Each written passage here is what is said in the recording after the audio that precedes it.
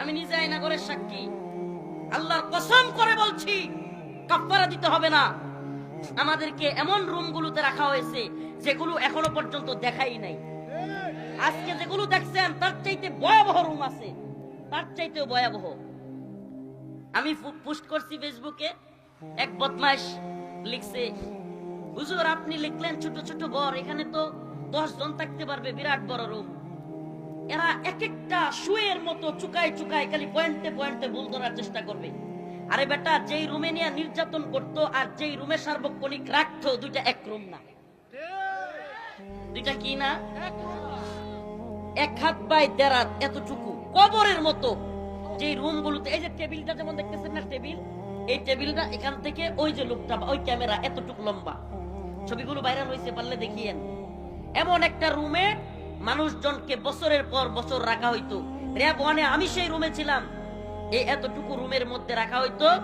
এই রুমের মধ্যে পায়খানা, এখানে খাওয়া, এখানে নামাজ, এখানে গোসল, এখানে সব। কোনো পর্দা নাই। আপনি যেখানে পায়খানা করবেন কোনো পর্দা নাই, উঁচু কোনো ধরনের দেয়াল নাই। এখানেই এখানেই পায়খানা করতে হবে আপনাকে। আল্লাহর কসম করে বলছি, তবু এই আওয়ামী লীগ জাহেলরা, এই জালেমরা এখনো পর্যন্ত এগুলোকেও মিথ্যা বলতেছে। কত বড় নির্লজ্জ আর বেহায়া এদের প্রতি! কি করবেন আপনি এদের প্রতি আফসোস করা ছাড়া? আল্লাহ পাক বলেছেন, খতামাল্লাহু আলা কুলুবিহিম, আল্লাহ এদের অন্তরে সিলমোহর মেরে দিয়েছে। ওয়া আলা সামঈহিম, এদের কানের মধ্যে আল্লাহ সিলমোহর মেরে দিয়েছে। ওয়া আলা আবসারিহিম, এদের চোখের মধ্যে আল্লাহ সিলমোহর মেরে দিয়েছে। এরা দেখেও দেখবে না, শুনেও শুনবে না।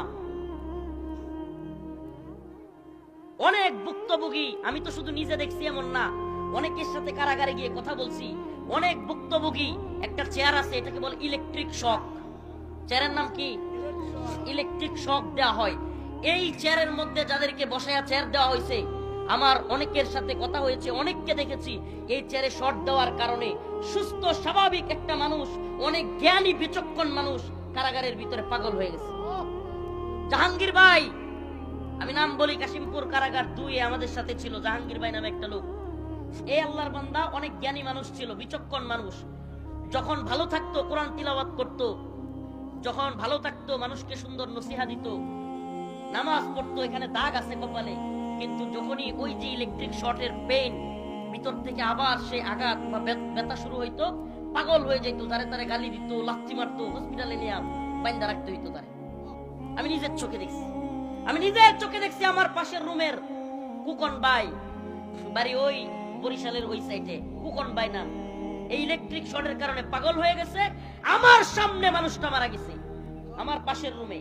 কুকন ভাই চিৎকার করতে করতে দেয়ালের ওই আপনার লোহার যে শিকগুলো আছে, এই কুকন ভাই ইলেকট্রিক শর্ট দেওয়ার পরের থেকে কারোর সাথে কথা বলতো না, নিজে নিজে কথা বলতো। পানি নিতে যাইতো, পানি নিতে গিয়া কুকন ভাই এমন করতো। আমার সাথে কাশিমপুরে থাকা সবাই সাক্ষী, এমনকি একজন বড় সাক্ষী আছে, কয়েকদিন আগে 16 বছর পর তিনি মুক্তি পেয়েছে, আব্দুল সালাম পিন্টু আঙ্কেল, সাবেক বিএনপির মন্ত্রী, শিক্ষামন্ত্রী ছিলেন টাঙ্গাইলের। উনিও ছিলেন ওই পাশের রুমে। আমরা সাক্ষী, ওই কুকন ভাই কারোর সাথে কথা বলতো না, একা একা কথা বলতো।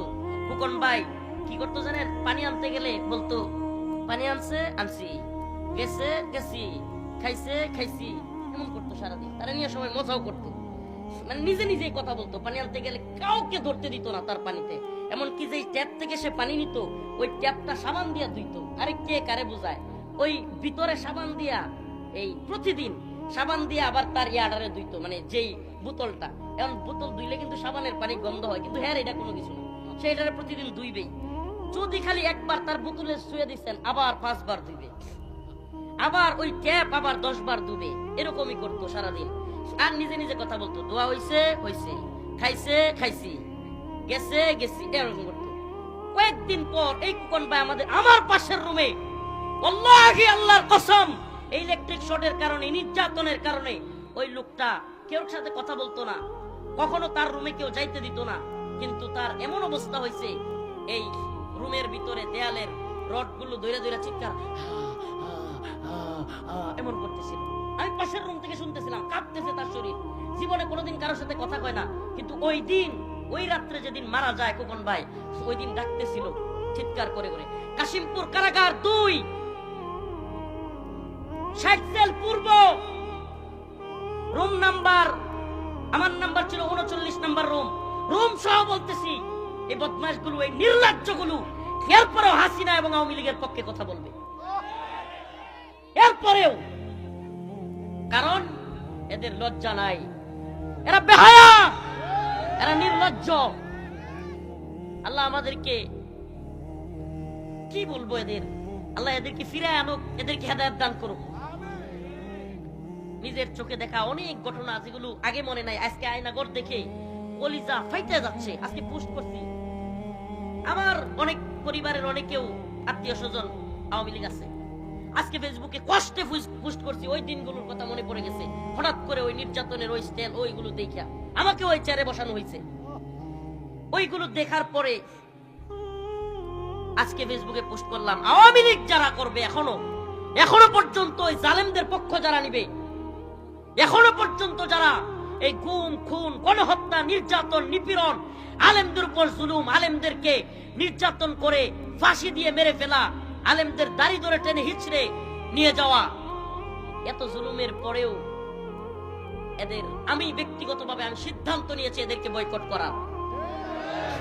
সমাজে আমি বলি, আপনারা সামাজিক ভাবে এখনো পর্যন্ত তারা তওবা করে ফিরে আসবে না, এদেরকে সামাজিক ভাবে বয়কট করুন। এদের বিবাহ দিতে যাবেন না, এদের সাথে সন্তান বিয়ে দিবেন না, এদের জানাজায় পর্যন্ত শরীক হবেন না।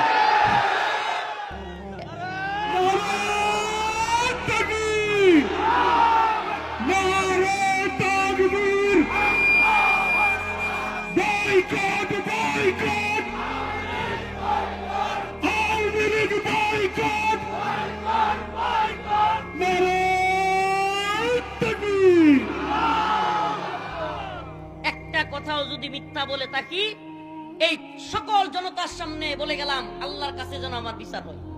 আর কি বলবো, আর কি বলবো? আল্লাহ, আপনি আমার বিচার করিয়েন যদি কোনো কথা মিথ্যা বলে থাকি। আমি নিজে একজন রাজ সাক্ষী, আমি নিজে ছিলাম, আমি নিজে ভুক্তভোগী। র‍্যাব 1 গুলো আরো নৃশংস। আমি চিৎকার করে করে পাশের রুম থেকে মানুষের আওয়াজ শুনতাম, কান্নার আওয়াজ, আমি নিজে শুনছি। আল্লাহি কসম, আল্লাহর কাফারা দিতে হবে।